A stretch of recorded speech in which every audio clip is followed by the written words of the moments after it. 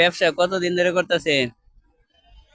4 মাস। হুম, কথা বলতে পারেন না? না, আপনার এই ব্যবসাটা ধরাই দিছিল কেডা? আমফো, আপু। হুম, আসসালামু আলাইকুম গাইস, আমার পিছনে দেখতে পাচ্ছেন একজন বাদাম বিক্রেতা। সেই বাদাম বিক্রেতাকে এখন কিছু প্রশ্ন করব এবং কথা বলবো সে দৈনিক কত টাকা ইনকাম করে এবং কিভাবে তার সংসারটা চালাইতেছে। দেখতে পাচ্ছেন আমার সে কিন্তু একজন ছোট একজন মানুষ, বেশি বড় না বয়সে।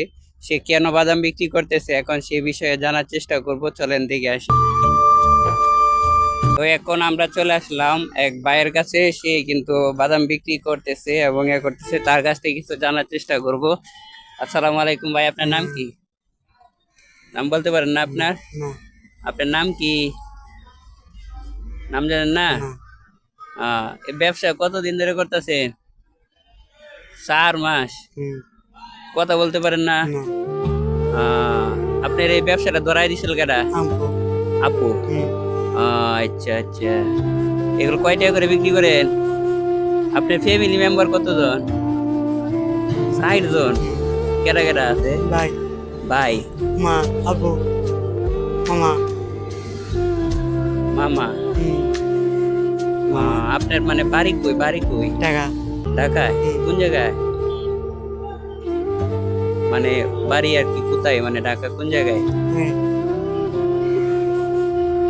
এদিকে? হুম, এমনি এই জায়গায় কোথায় থাকেন? ওই জায়গায় হুম, মানে নয়ারহাটের দিকে? হুম, আচ্ছা আচ্ছা, তাহলে এগুলা নিয়ে আপনি আইছেন, কষ্ট হয়েছে না? আপনার হাঁটতে কোনো সমস্যা হয়? না, এমনি ঠিক আছে সব না? হুম, আচ্ছা আচ্ছা, মানে আপনার সংসারে আর কেউ কাজ করে না, অন্য মানুষ? না, হ্যাঁ, না, আপনি একাই কাজ করেন? এই কাজ করে সবাই চালান? হুম, আপনার ভাই কি করে, বড় না ছোট? বড়, আপনার বড়। হুম, সে কাজ করে না? হুম, কি করে? পরিষ্কার পরিষ্কার? হুম, কোথায়? টাকা, আপনার আম্মু কিছু করে? না, সে কিছু করে না? না, আর ওই যে মামাই কি করে? কি কথা বলে? হুম, খালি কথা বলে, আর কিছু করে না? না, আয় হায় রে, কি বলে?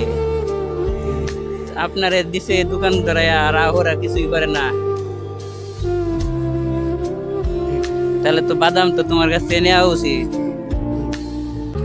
দেখি বাদাম একটা দিয়ে দেব তো, ওইটা দেব, ওইটা 10 টাকা না? আচ্ছা ঠিক আছে, সমস্যা নাই, তোমার আমি দিতেছি। তো এখন একটা বাদাম 10 টাকা করে বিক্রি করে সে কিন্তু তার সংসার চালাইতেছে।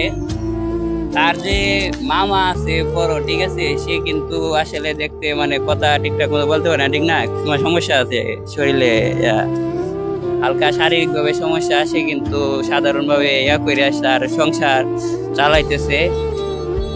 আসলে এরকম অনেক মানুষই আছে, তারা এভাবে তাদের সংসারটা চালাইতেছে। তো আমি তার কাছ থেকে একটা বাদাম কিনে নিলাম, আপনাকে দিলাম 50 টাকা। 50 টাকা পুরাটা রাইখে দেন, সমস্যা নাই, ভালোভাবে দোকান করেন, ঠিক আছে? প্রতিদিনই আসেন না ভাই? প্রতিদিন এই জায়গায় আসেন? ঠিক আছে, চালান।